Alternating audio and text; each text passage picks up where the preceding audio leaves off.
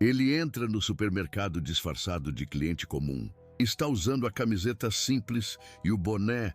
Ninguém sabe que é o dono da rede inteira. E enquanto finge que está comprando, observa os funcionários para ver como tratam os clientes quando pensam que o chefe não está vendo. Então está passando pelo corredor de limpeza quando vê a faxineira chorando. Ela está no canto tentando esconder o rosto, mas os ombros tremem. As lágrimas caem e ele para e pergunta se está tudo bem. E ela se assusta, limpa as lágrimas rapidamente. Diz que sim, que está tudo bem. Mas a voz treme e é óbvio que não está. Então ele pergunta de novo, com a gentileza genuína, e ela olha para ele. Para aquele cliente desconhecido que está demonstrando mais compaixão em 10 segundos do que os gerentes demonstraram em meses. E começa a falar, começa a contar a verdade, e o que ela diz deixa ele completamente sem palavras. Mas para entender por que aquele momento muda tudo, por que a verdade que ela revela é tão chocante, e principalmente o que o CEO vai fazer depois que vai transformar não apenas a vida dela, mas a de centenas de funcionários. Precisamos voltar e conhecer essas histórias desde o começo. Então deixe seu like agora. Se você acredita que os líderes precisam conhecer a realidade dos funcionários, se você valoriza as empresas que tratam os trabalhadores com a dignidade, se inscreva neste canal, porque toda semana trago as histórias sobre a justiça social e a mudança real. E agora vamos descobrir quem são essas pessoas e como chegaram naquele momento impossível. Rodrigo tinha os 45 anos. Era o CEO da rede de supermercados que o avô fundou 60 anos atrás. Começou como um mercado pequeno e cresceu para a rede de 80 lojas espalhadas por 5 estados. Então, Rodrigo cresceu naquele negócio. Trabalhou em todas as posições quando era adolescente e jovem adulto. O avô insistia que para administrar bem precisava conhecer cada função. Então, Rodrigo passou os verões da adolescência empacotando as compras, organizando as prateleiras, trabalhando no caixa, limpando os banheiros, e aquilo ensinou a humildade. Ensinou a valorizar cada funcionário, porque sabia exatamente como era difícil cada trabalho. Mas então o avô morreu, o pai assumiu e mudou completamente a filosofia. Focou apenas nos lucros, começou a cortar os benefícios dos funcionários, a pressionar por produtividade sem se importar com o bem-estar. E quando Rodrigo assumiu como CEO 3 anos atrás, depois que o pai se aposentou, herdou a cultura corporativa que era completamente diferente da que o avô tinha criado. E sabia que precisava mudar, mas o conselho de diretores resistia.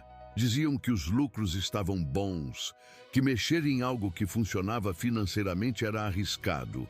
Então Rodrigo fez algumas mudanças pequenas. Aumentou um pouco os salários, melhorou alguns benefícios, mas não conseguiu fazer as transformações grandes que queria. E ficou frustrado porque sabia que não era suficiente. Sabia que os funcionários ainda eram tratados como números, não como pessoas. Então decidiu que ia fazer o que o avô fazia décadas atrás. Ia trabalhar disfarçado nas lojas para ver a realidade, para ter os argumentos concretos quando voltasse para o conselho exigindo as mudanças. Então, planejou passar uma semana em cada uma das 10 maiores lojas, usando o nome falso, a roupa comum, e ninguém saberia quem era, além do diretor regional que ajudou a arranjar as contratações temporárias falsas. E foi na terceira loja, o supermercado grande em um bairro popular, que encontrou a Camila chorando naquele corredor. Camila tinha os 32 anos, tinha 2 filhos pequenos, era mãe solteira depois que o marido a abandonou 3 anos atrás. E trabalhava como a faxineira naquele supermercado há 2 anos. O trabalho era duro. Começava às 5 da manhã e terminava às 2 da tarde. Limpava os banheiros, os corredores, o depósito, a sala de descanso dos funcionários e ganhava o salário mínimo, mal dava para pagar o aluguel do apartamento minúsculo e a comida para os filhos. Então fazia os bicos à noite, limpando os escritórios. Para ter a renda extra, dormia 4 horas por noite se tivesse sorte Estava constantemente exausta, mas não podia reclamar porque precisava daquele emprego, não podia perder, então aguentava tudo. Aguentava a gerente que gritava quando o banheiro não estava perfeito. Aguentava ter que limpar os vômitos sem receber o equipamento adequado de proteção. Aguentava os comentários maldosos de alguns funcionários que a tratavam como se fosse invisível, ou pior, como se fosse inferior. Mas naquela manhã tinha acontecido algo que quebrou a resistência dela. Tinha levado o filho ao médico na noite anterior, porque ele estava com a febre alta. O médico disse que era a infecção e precisava de um antibiótico. Mas o antibiótico custava R$ 120 e Camila não tinha. Tinha pedido adiantamento do salário para a gerente, explicou a situação, implorou, mas a gerente disse que não era permitido dar os adiantamentos, que as regras eram as regras, e nem demonstrou a empatia, nem perguntou se o filho estava bem, apenas disse não e dispensou a Camila. Então Camila passou a noite inteira acordada com o filho febril no colo, sem o remédio, sem saber o que fazer. Tentou pedir o dinheiro emprestado para a vizinha, mas a vizinha também era pobre, não tinha. Então, de manhã, levou o filho para a casa da mãe, que ia tentar cuidar dele, e veio trabalhar porque não podia faltar. E quando estava limpando o corredor, a exaustão e o desespero e a preocupação com o filho finalmente a quebraram e começou a chorar. Não conseguiu controlar e foi quando o Rodrigo, disfarçado, a viu.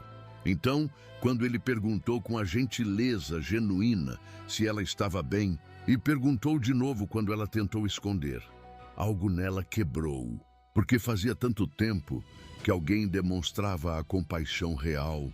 Então começou a falar, contou sobre o filho doente, sobre o remédio que não podia comprar, sobre pedir o adiantamento e ser recusada sem a empatia, sobre trabalhar 2 empregos e mal conseguir sobreviver, sobre estar tão cansada que às vezes pensava que ia desmaiar. E Rodrigo ouviu tudo em um silêncio crescente de horror, porque aquilo estava acontecendo na empresa dele. A funcionária dele não conseguia comprar o remédio para o filho doente, e a gerente tinha recusado o adiantamento sem nem tentar ajudar. Então tirou a carteira, tirou R$ 200, ofereceu para a Camila. Disse: compre o remédio agora. E ela olhou para o dinheiro e começou a chorar mais. Disse que não podia aceitar, não conhecia ele. Mas Rodrigo insistiu. Disse que era o pai também, entendia, e que ela podia devolver quando pudesse, mas o filho precisava do remédio agora. Então Camila aceitou com as mãos trêmulas, agradeceu chorando, disse que ia devolver. E Rodrigo disse para não se preocupar com isso. E perguntou o nome dela, e ela disse Camila. E ele disse que esperava que o filho melhorasse, e saiu. Mas não foi embora da loja, ficou observando mais, querendo ver com os próprios olhos como os funcionários eram tratados. E o que viu nos dias seguintes confirmou que o problema era muito maior do que imaginava. A gerente da loja, a Patrícia, era tirana absoluta. Gritava com os funcionários na frente dos clientes. Fazia os comentários humilhantes, exigia a produtividade impossível e parecia ter o prazer especial em atormentar os funcionários mais vulneráveis, como a Camila. Rodrigo viu ela gritar com a Camila, porque um banheiro não estava perfeito, sendo que a Camila tinha limpado 3 banheiros em 20 minutos, porque a Patrícia exigiu. Viu ela recusar o pedido de uma caixa para sentar um pouco, porque estava passando mal. Viu ela ameaçar demitir um estoquista porque ele pediu para sair mais cedo para ir ao médico. E quanto mais via, mais furioso ficava, porque aquilo era exatamente o oposto dos valores que o avô tinha fundado a empresa. O avô sempre dizia que os funcionários felizes criam os clientes felizes. Que tratar as pessoas com a dignidade não era apenas moralmente certo, mas também bom para os negócios. Mas em algum lugar ao longo dos anos, aquilo tinha se perdido. A cultura tinha virado tóxica, focada apenas em espremer cada gota de produtividade sem se importar com o custo humano. Então Rodrigo decidiu que não ia apenas mudar aquela loja, ia usar aquilo como o exemplo para transformar a empresa inteira. Mas primeiro precisava documentar tudo, precisava ter as provas concretas para mostrar ao conselho. Rodrigo passou os 5 dias seguintes na loja, trabalhando disfarçado como o estoquista, conversando com os funcionários, ouvindo as histórias, e cada história era pior que a anterior. Tinha a mãe solteira que trabalhava doente porque não tinha os dias de licença médica e precisava do salário. Tinha o jovem que dormia 3 horas por noite porque trabalhava 2 empregos para pagar a faculdade. Tinha a senhora de 60 anos que trabalhava no caixa com as varizes dolorosas, porque a gerente não permitia sentar. Tinha o homem que teve um ataque de pânico no banheiro, porque a pressão era tanta que não aguentava mais. E todos tinham medo de reclamar, porque sabiam que seriam demitidos. Porque a Patrícia deixava claro que eram substituíveis, que havia centenas de pessoas querendo aqueles empregos. Então aguentavam o abuso em silêncio, e Rodrigo gravou tudo. Não com o vídeo, porque seria óbvio, mas com um áudio discreto no celular. Gravou a Patrícia gritando, gravou as ameaças, gravou os funcionários chorando na sala de descanso. E também documentou os problemas de segurança, viu que os equipamentos de proteção eram inadequados, que os funcionários eram forçados a trabalhar além do horário sem receber as horas extras, que as pausas para o almoço eram encurtadas, que o banheiro dos funcionários estava quebrado há meses e ninguém consertava. Então tinha as violações trabalhistas claras, tinha os abusos morais e tinha o sofrimento humano real. E no 5º dia, quando Rodrigo estava terminando o turno, a Camila o abordou. Estava segurando um envelope e disse que era o dinheiro que ele tinha emprestado, que conseguiu receber um adiantamento de outra pessoa e estava devolvendo. E Rodrigo disse que não precisava devolver tão rápido. Mas ela insistiu, disse que não gostava de dever, então ele aceitou. E ela agradeceu de novo. Disse que o filho tinha melhorado com o remédio e que ela nunca ia esquecer a gentileza dele. E Rodrigo sentiu o peito apertar, porque aquela mulher estava agradecendo por uma ajuda pequena que para ele não significava nada financeiramente. Mas para ela tinha significado a saúde do filho. E aquilo cristalizou tudo. Mostrou exatamente o quanto a diferença de recursos criava as realidades completamente diferentes. E como os empregadores tinham a responsabilidade de garantir que os funcionários pudessem viver com a dignidade, então, na manhã seguinte, Rodrigo revelou quem era. Chamou a reunião com todos os funcionários da loja. E quando entrou sem o disfarce, usando o terno, todos ficaram confusos. E quando ele disse que era o CEO da empresa, o silêncio foi absoluto. E então ele disse que tinha passado a semana trabalhando ali disfarçado, que tinha visto tudo, que tinha ouvido tudo e que estava enojado. Disse que aquela não era a empresa que o avô dele fundou, não era a cultura que queria e que mudanças drásticas iam acontecer imediatamente, começando por aquela loja. E chamou a Patrícia para frente e, na frente de todos os funcionários, a demitiu por justa causa. Citou os abusos, as violações, disse que não havia lugar na empresa dele para gerentes que tratavam os funcionários como lixo. E a Patrícia tentou argumentar, tentou dizer que estava apenas seguindo as ordens de produtividade. Mas Rodrigo disse que a produtividade nunca justifica o abuso e que ela tinha escolhido interpretar as metas da pior forma possível. Então estava demitida. E os seguranças a escoltaram para fora. E depois, Rodrigo virou para os funcionários e pediu desculpas. Disse que, como CEO, era responsabilidade dele garantir que todos fossem tratados bem e que tinha falha em não saber o que estava acontecendo. Mas que isso mudaria, então anunciou as mudanças imediatas. Primeiro, todos os salários da loja aumentariam em 30% imediatamente. Segundo, teriam o programa de assistência emergencial, onde funcionários que precisassem de adiantamentos por emergências médicas ou outras crises receberiam sem burocracia. Terceiro, o banheiro dos funcionários seria reformado imediatamente e haveria a inspeção mensal de todas as condições de trabalho. Quarto, haveria os canais anônimos para reportar os abusos direto para o RH corporativo, pulando os gerentes locais. Quinto, todos os gerentes passariam por o treinamento obrigatório sobre o tratamento respeitoso, e quem não passasse seria demitido. E, finalmente, ele pessoalmente visitaria as lojas regularmente, às vezes disfarçado, às vezes não, para garantir que a cultura mudasse de verdade. E quando terminou o anúncio, os funcionários aplaudiram, alguns choravam, e a Camila estava na frente chorando. E depois da reunião, ela o abordou e agradeceu. Disse que ele não fazia ideia do que aquilo significava. E Rodrigo disse que, na verdade, sabia, porque tinha trabalhado ali por uma semana e tinha visto. Nos meses seguintes, Rodrigo implementou as mudanças em todas as 80 lojas, alguns gerentes foram demitidos, muitos foram retreinados, e a cultura começou a mudar.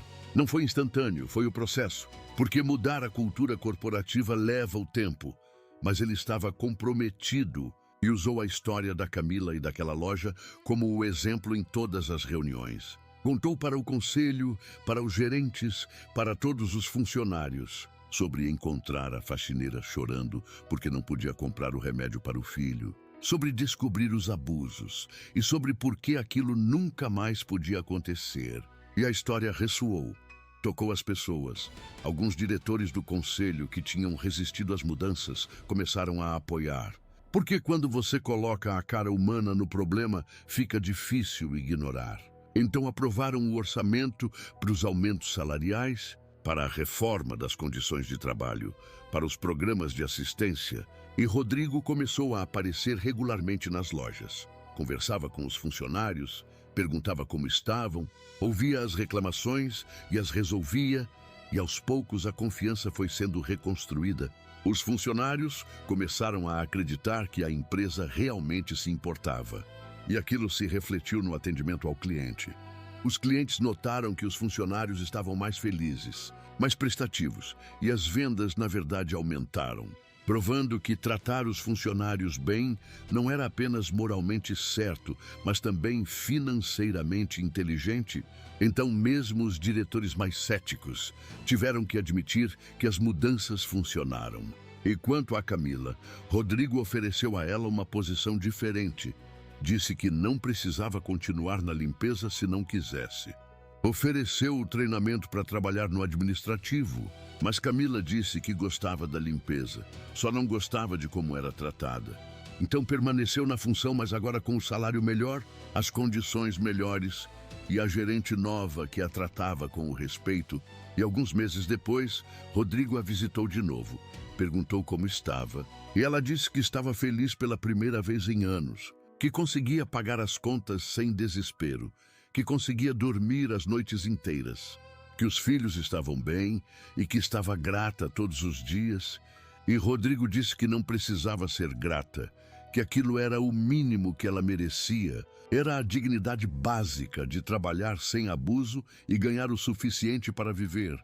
Mas Camila disse que mesmo assim era grata, porque sabia que muitos empregadores não faziam nem o mínimo. Então, o fato dele fazer era especial. E Rodrigo levou aquilo para casa. Pensou sobre como a barra estava tão baixa que simplesmente tratar as pessoas com a decência era considerado excepcional. E se comprometeu a continuar, não apenas fazendo o mínimo, mas fazendo melhor, elevando os padrões. E nos anos seguintes, a empresa se tornou conhecida como um dos melhores lugares para trabalhar no varejo. Ganharam os prêmios, foram citados como o exemplo de boas práticas trabalhistas, e a rotatividade de funcionários caiu drasticamente, porque as pessoas não saíam quando eram bem tratadas. Então a empresa economizou milhões em recrutamento e treinamento, e a produtividade aumentou porque os funcionários motivados trabalham melhor. Então era a vitória completa, ética e financeira. 5 anos depois daquele dia no corredor, Rodrigo estava dando a palestra em uma conferência de líderes empresariais e contou a história completa. Começou com o avô fundando a empresa com os valores de dignidade e respeito. Depois o pai mudando para a cultura focada apenas em lucros, depois ele assumindo e não sabendo como mudar, e então aquele momento decisivo de encontrar a Camila chorando e descobrir a verdade, e as mudanças radicais que implementou depois, e quando terminou, recebeu a ovação de pé. E na sessão de perguntas depois, um CEO de outra empresa levantou e disse que adorou a história, mas que tinha uma pergunta prática. Disse que os acionistas não reclamaram do aumento de custos com os salários e os benefícios melhores. E Rodrigo respondeu que sim, alguns reclamaram inicialmente. Mas quando viu os resultados, a rotatividade menor, a produtividade maior, as vendas aumentando, as reclamações pararam, porque no final as mudanças foram lucrativas. Mas disse que mesmo se não fossem, mesmo se tivesse custado algum lucro, ainda teria sido a coisa certa a fazer, porque empresas têm a responsabilidade social, não existem apenas para enriquecer os acionistas, mas para contribuir para a sociedade. E parte disso é tratar os trabalhadores com a dignidade.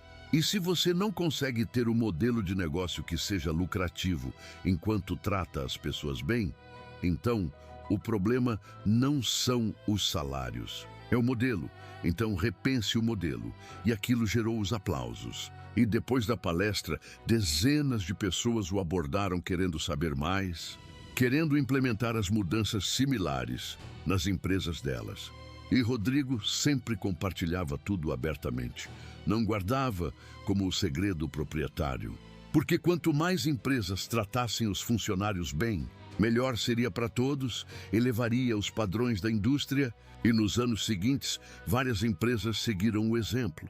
Criaram os programas de assistência emergencial, aumentaram os salários, melhoraram as condições de trabalho e o movimento cresceu. E Rodrigo ficava orgulhoso de ter sido parte de começar aquilo, mas sempre acreditava a Camila. Dizia que ela foi a catalisadora real, que sem encontrá-la chorando naquele corredor talvez não tivesse tido a urgência de fazer as mudanças radicais. Então, ela merecia o crédito tanto quanto ele.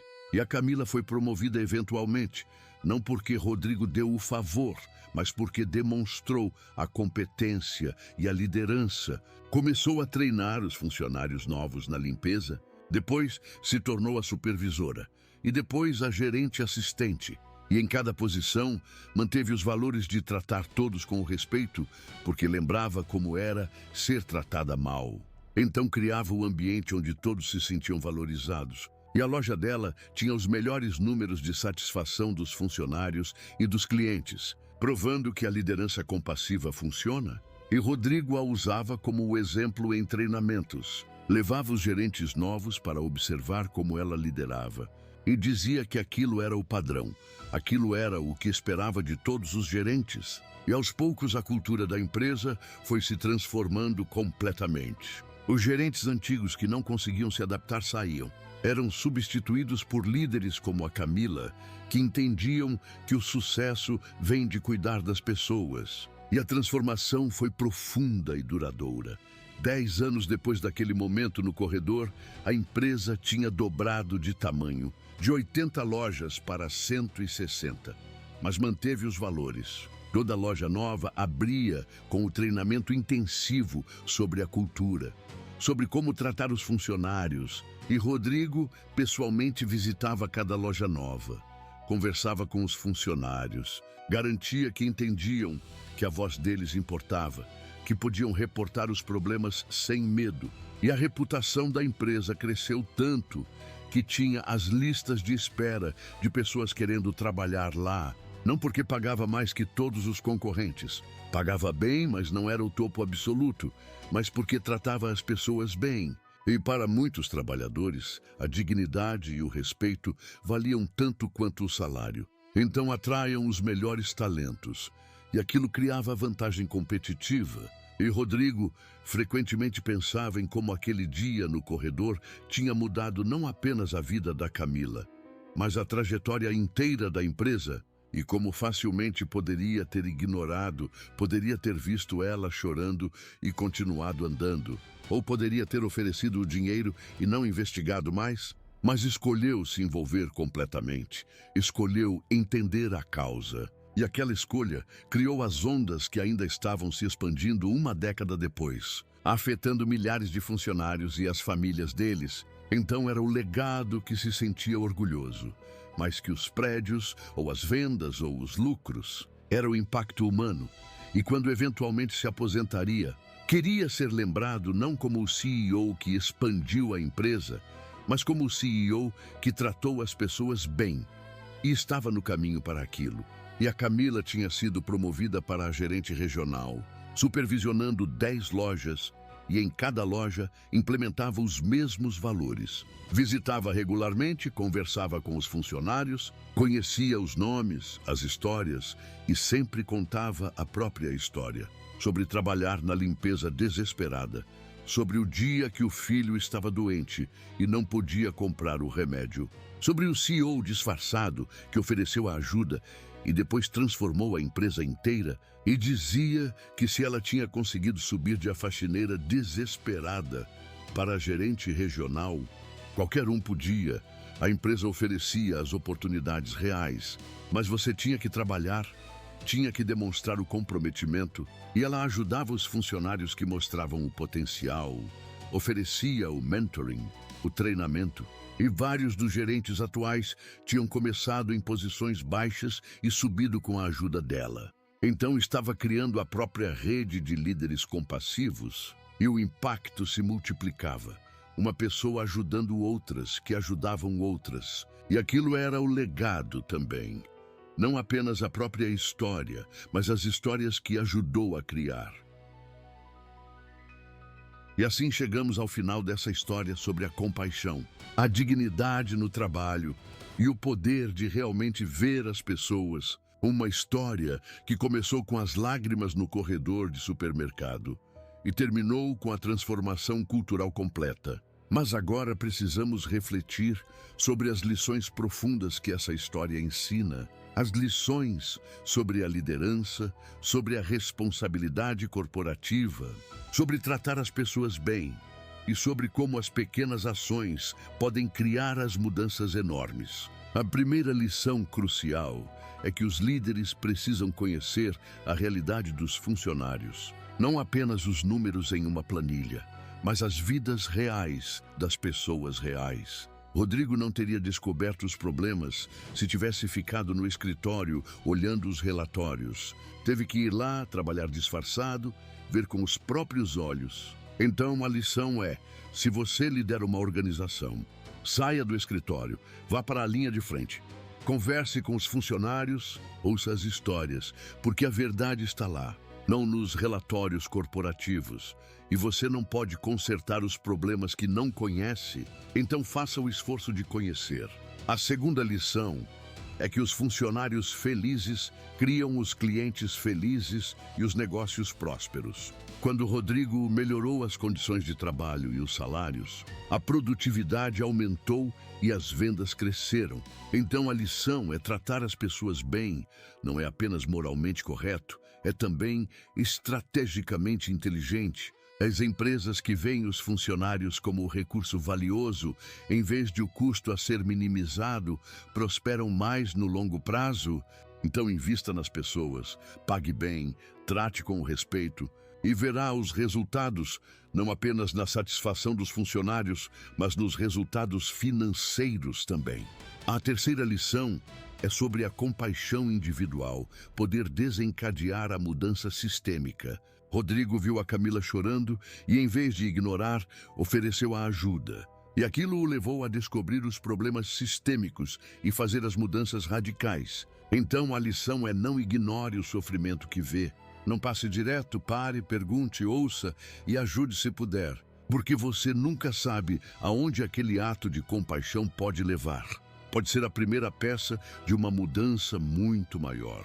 A quarta lição é que a dignidade é a necessidade humana básica.